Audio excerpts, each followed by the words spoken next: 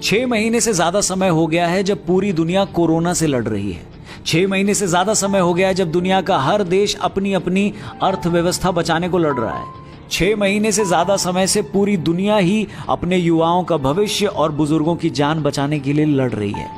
पूरी दुनिया में बस एक हम ही इकलौते हैं जो आज भी आपस में ही लड़े जा रहे हैं, कभी जाति के नाम पर तो कभी धर्म के नाम पर। आज ही के दिन जन्मे थे शास्त्री जी। शास्त्री जी ने ही कहा था कि जो शासन करते हैं उन्हें देखना चाहिए कि लोग प्रशासन पर किस तरह प्रतिक्रिया करते हैं। अंततः जनता ही मुखिया होती है। आज के दौर में हंसी आ जाती है। अब प्रशासन पर प्रतिक्रिया देखता ही कौन है? किसे परवाह है जनता की? प्रशासन को अगर प्रतिक्रिया की परवाह होती तो जो हाथरस में हुआ वो कभी नहीं होता।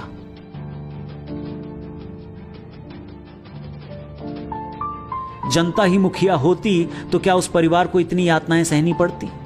परिवार अपनी बिटिया के अंतिम दर्शन तक नहीं कर पाए। अगर यही शासन प्रशासन है तो किस बात का शासन? योगी जी, जैसे मोदी जी ने खेलो इंडिया की शुरुआत करी, वैसे ही आपको उत्तर प्रदेश में इन अपराधियों को सबक सिखाने के लिए पेलो इंडिया की शुरुआत तो अब कर ही देनी चाहिए, क्योंकि हमारी बहन बेटियों की सुरक्षा महज चुनाव का एक मुद्दा भर नहीं है। आज यानी कि 2 अक्टूबर को बापू का भी जन्मदिन है और देश के मौजूदा हालातों में बापू के जीवन से ही हम सबको सबक लेने की जरूरत भी है। लेकिन यहां पर हो एकदम उल्टा रहा है। बापू के 3 बंदर थे और उन 3 बंदरों में 3 शिक्षाएं भी थी। एक बंदर कहता था बुरा मत देखो। उसको आज की डेट में लोगों ने ऐसा बना दिया है कि बस अपनी ही पार्टी का बुरा नहीं देखो। जिस राज्य में अपनी पार्टी की सरकार हो वहां का बुरा मत देखो, बाकी सब जगह देखते रहो, फिर चाहे वो आम समर्थक हो या सत्ता या विपक्ष का नेता। दूसरा बंदर बताता था बुरा मत कहो। आज लोगों से लेकर के सत्ता और विपक्ष तक सब एक दूसरे के बारे में बुरा ही कहते नजर आएंगे। और तीसरा बंदर कहता था बुरा मत सुनो।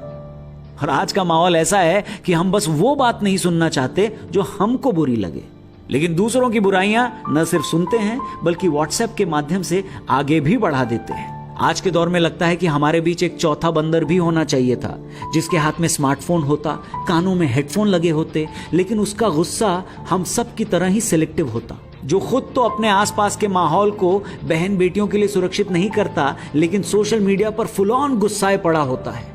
ये वही लोग हैं जो सिर्फ सोशल मीडिया पर अपना गुस्सा दिखाते हैं।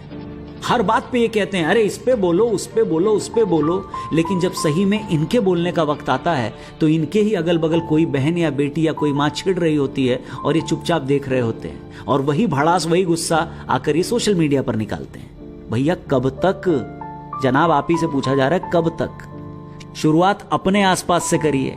सड़क पर, बस में, मेट्रो में, स्कूल में, कॉलेज में, कहीं भी इन बहन बेटियों को डर कर जीते मत देखिए, और उस डर का कारण खुद तो कभी भी मत बनिए, क्योंकि शास्त्री जी की सादगी को और गांधी जी की स्पिरिट को उनके जन्मदिन पर सच्ची सलामी तभी होगी जब देश में सफाई अभियान के साथ साथ बहन बेटियों को जो लोग डर कर जीने के लिए मजबूर करते हैं ना, उन लोगों को साफ करने का भी एक अभियान इस देश में सत्ता में बैठे माननीयों द्वारा चलाया जाएगा तब।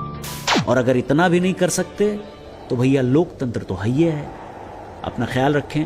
जय हिंद।